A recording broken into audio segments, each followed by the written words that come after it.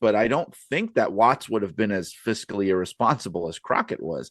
So it almost makes you think that wrestling, I don't know if they'd still be around today, but Bill Watts' brand of wrestling probably would have survived for years and years through it probably would have been his wrestling that was involved in the cable wars with Vince. And, maybe they would have even gone into the 21st century. Who knows? Well, the other thing, too, is, Brian, you mentioned that the oil crisis in 85, 86, and 87, 1984 was the best revenue year ever for Bill Watts in Mid-South Wrestling.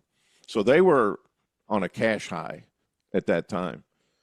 And if he would have gotten on TBS, he would have had some insulation from the oil crisis in the Gulf Coast area, because he could have run in other areas to sell tickets and run shows, which would have ensured he wasn't going to be selling out to Right. Crockett in 87.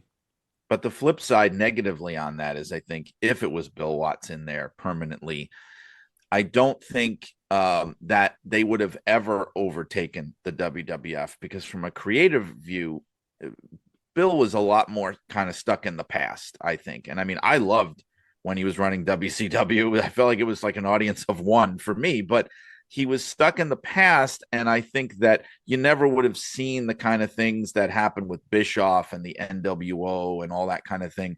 It wouldn't have happened. I